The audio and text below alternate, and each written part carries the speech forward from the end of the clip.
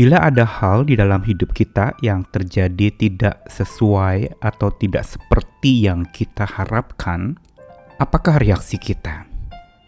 Kebanyakan pasti kecewa, dan seringkali muncul lalu sebutan-sebutan harapan kosong, hampa, dijanjikan tetapi ternyata tidak ada. Atau ada juga yang mengatakan itu harapan palsu. Istilah yang sering kita dengar PHP atau pemberi harapan palsu. Dijanjikannya apa, diberikannya apa, atau menjanjikan sesuatu, tetapi itu tidak kunjung datang. Dan akhirnya lalu seorang menjadi kecewa. Padahal kalau kita mau lihat dengan mata iman, maka lewat hal yang terjadi tidak seperti yang kita harapkan itu, sesungguhnya bukan berarti itu harapan kosong atau palsu.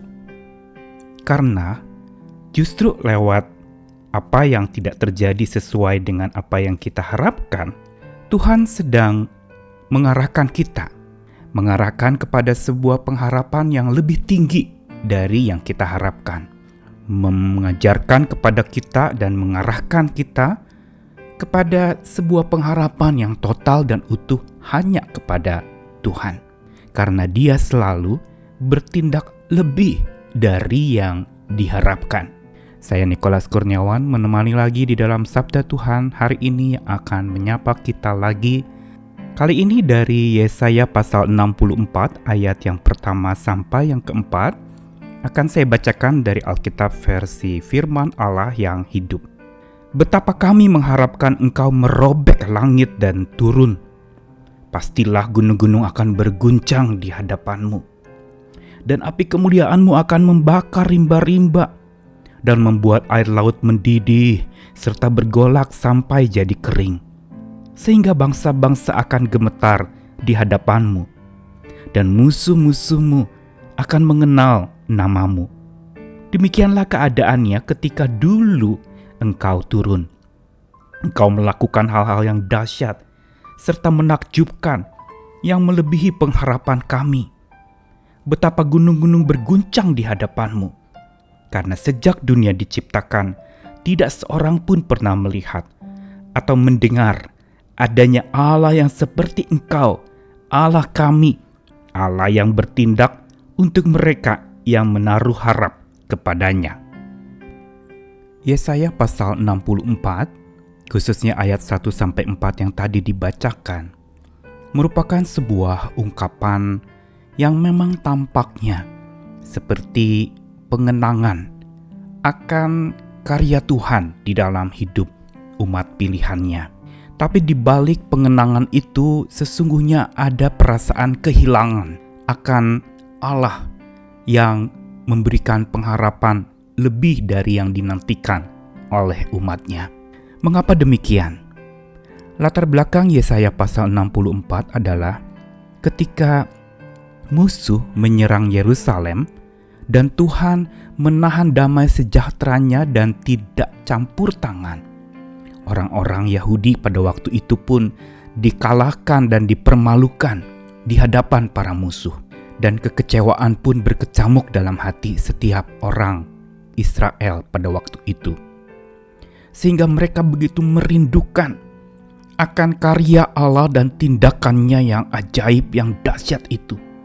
Dan karena itu Yesaya mencatatkan kenangan-kenangan bahwa mereka mengharapkan Tuhan yang kembali menyatakan kuasa dahsyatnya itu. Digambarkan merobek langit dan turun, mengguncangkan gunung-gunung, dan api kemuliaan Tuhan membakar rimba-rimba dan membuat air laut mendidih serta bergolak sampai jadi kering sehingga bangsa-bangsa takut berhadapan dengan Tuhan yang maha dahsyat itu. Tetapi di dalam bagian ini dikatakan demikianlah keadaannya ketika dulu Engkau turun. Berarti pada waktu ini diungkapkan oleh Yesaya, mereka sedang kehilangan bagaimana Allah yang turun tangan dan campur tangan dengan kuasa dahsyatnya mengalahkan musuh-musuh mereka. Dan disinilah sebenarnya mereka sedang kecewa karena apa yang mereka harapkan itu tidak terjadi. Apa yang mereka nantikan itu tidak terkabulkan, tidak datang-datang, tidak tiba mengunjungi mereka. Yang ada hanyalah kekalahan, dipermalukan, kehancuran terjadi di dalam hidup. Tetapi sesungguhnya kehancuran demi kehancuran yang Tuhan izinkan terjadi di dalam diri umat-Nya adalah sebuah cara Tuhan untuk mengarahkan kembali atau mengundang kembali umat-Nya itu untuk sungguh-sungguh percaya dan menaruh pengharapan hanya kepada Tuhan Allah yang berkuasa itu. Bukan lagi menantikan sesuatu yang berbicara tentang kemenangan dari sebuah peperangan, atau keberhasilan setelah kegagalan, atau sukacita setelah duka cita, tapi sebuah penantian akan hadirnya Tuhan yang maha bertindak itu. Karenanya ada ungkapan di dalam ayat yang keempat, "Karena engkau melakukan hal-hal yang dahsyat dan menakjubkan melebihi pengharapan kami, dan sejak dunia diciptakan tak seorang pun pernah melihat atau mendengar adanya Allah seperti engkau, Allah yang bertindak bagi mereka yang menaruh harap kepadanya." Ayat ini mengingatkan kita kepada apa yang dikutip di dalam Perjanjian Baru, surat Paulus kepada jemaat di Korintus yang mengatakan, apa yang tidak pernah dilihat oleh mata dan tidak pernah didengar oleh telinga dan yang tidak pernah timbul dalam hati manusia, semua yang disediakan Allah bagi mereka yang mengasihi Dia.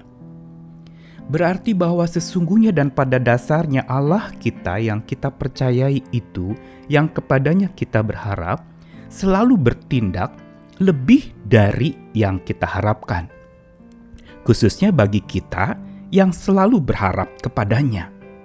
Dan ini sudah dialami oleh banyak tokoh-tokoh Alkitab, bahkan bangsa pilihan Tuhan, melihat kedahsyatan Tuhan itu. Tetapi juga ada masa-masa di mana mereka kehilangan pengharapan itu, karena Tuhan lama seolah tidak menjawab dan tidak datang menghampiri mereka.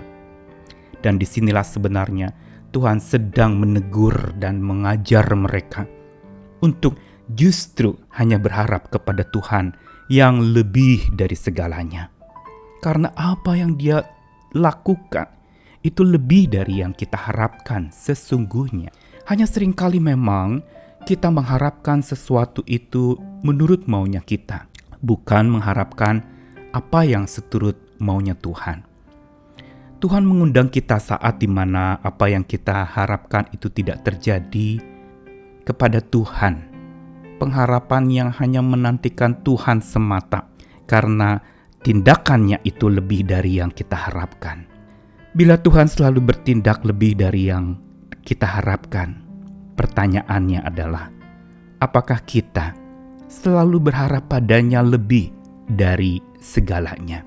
Bukankah ini sebuah pertanyaan yang imbang? Kalau Tuhan bertindak lebih dari yang diharapkan, apakah kita juga sudah menaruh pengharapan kepada Tuhan lebih dari segala-galanya yang ada di dunia ini? Nantikanlah Tuhan dan tetaplah berharap kepadanya, karena Dia tidak pernah lelah dan lengah mendengarkan kita. Dia mau kita secara pribadi datang kepadanya. Dia mau kita bukan sekedar meminta ini, meminta itu, mengharapkan ini, mengharapkan itu, menantikan ini, menantikan itu. Tetapi yang Tuhan harapkan adalah, nantikanlah Tuhan. Dialah yang lebih dari yang kita harapkan. Bukan sekedar berkat yang Dia berikan, tapi dirinya lah Dia taruhkan dan Dia serahkan untuk kita. Bukan sekedar anugerah yang Dia curahkan, tapi hidupnya lah yang Dia berikan untuk kita mengalami kasih yang ajaib itu. Karena itu tetaplah berharap kepada Tuhan yang selalu bertindak lebih dari yang diharapkan. Amin.